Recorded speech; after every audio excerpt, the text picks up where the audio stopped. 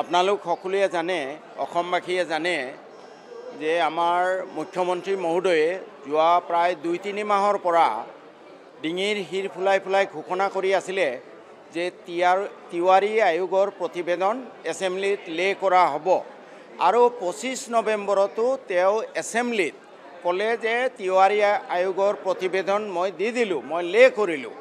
কিন্তু সেইদিনাখন যিটো লিষ্ট অফ বিজনেছ তাত তিৱাৰী আয়োগৰ প্ৰতিবেদন লে কৰা বুলি কোনো ৰেকৰ্ড নাই। দ্বিতীয়তে যিটো এছেম্বলি প্ৰচিডিং তাতো কোনো ৰেকৰ্ড নাই যে তিৱাৰী আয়োগৰ প্ৰতিবেদন লে কৰা হ'ল। অৰ্থাৎ মুখ্যমন্ত্ৰীয়ে বাৰে বাৰে কৈ থকা সত্ত্বেও তিৱাৰী আয়োগ প্ৰকৃতপক্ষে এছেম্বলিত লে কৰা নহ'ল আৰু it has not became N official document, it remains A private document. গতিকে মুখ্যমন্ত্ৰী মহোদয়ে এইদৰে গোটেই 3.5 কোটি মানুহ 126 জন বিধায়কক ডাঙৰ টুপি এটা পিন্ধালে বুলি মই ভাবোঁ। যোৱা মাৰ্চ মাহৰ বাজেট অধিৱেশনত মই উচ্চাৰণ কৰা এটা শব্দৰ কাৰণে 25 নৱেম্বৰৰ আবেলি মোক সদনৰ পৰা বাকী কেইদিনৰ কাৰণে নিলম্বন কৰিছিলে আৰু যোৱাকালি গধূলি মোৰ নিলম্বন উঠাই ল'লে। তাৰ কাৰণে মই পবিত্ৰ সদন তথা অধ্যক্ষ মহোদয়ক আন্তৰিক ধন্যবাদ জনাইছোঁ। লগতে মই আৰু এটা কথা ক'ব খোজোঁ যে জাষ্টিচ ইজ এ টু-ৱে ট্ৰেফিক। মই পবিত্ৰ সদনক অনুৰোধ কৰিম যে এই যে যোৱা সময়ছোৱাত নুমল মমিন ডাঙৰীয়াৰ পক্ষপাতিত্বমূলক আচৰণ আৰু অতি অশালীন নিম্নৰুচিৰ বিধায়কসকলৰ প্ৰতি কৰা ব্যৱহাৰ, এই দুয়োটা দিশো তেওঁলোকে বিবেচনাধীন কৰিব লাগে আৰু নুমল মমিন ডাঙৰীয়াৰ এনেকুৱা পক্ষপাতিত্বমূলক আচৰণ আৰু অশালীন ব্যৱহাৰে সদনৰ মৰ্যাদা বা গৰিমা ৰক্ষা কৰে নে নাই সেইটো বিবেচনাত আনিব লাগে। মই লগতে দুটা উদাহৰণ দিব খুজিছোঁ যে বাজেট অধিৱেশনত ৰূপজ্যোতি কুৰ্মী ডাঙৰীয়া নিজৰ আসনৰ পৰা খেদি আহিলে মোক মাৰিবলৈ, মাৰ্শ্বাল নহ'লে সেইদিনা মোক শাৰীৰিকভাৱে অপদস্থ কৰিলেহেঁতেন।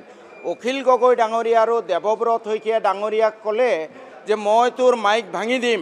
তাৰ পিছতো এই নুমল মমিন ডাঙৰীয়াই এটা টু শব্দ উচ্চাৰণ নকৰিলে, ৰূপজ্যোতি কুৰ্মীক এটা ৱাৰ্ণিং পৰ্যন্ত নিদিলে।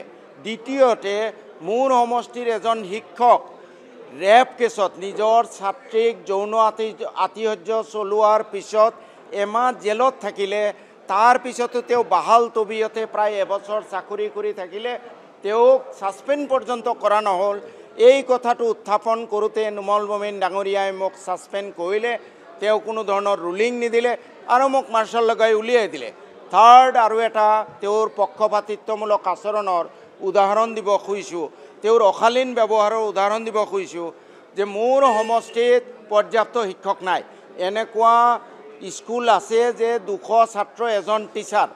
এই কথাবোৰ ক'ব যাওঁতে উপাধ্যক্ষৰ আসনৰ পৰা তেখেতে কয় যে আপুনি গৈ পঢ়াই থাকক।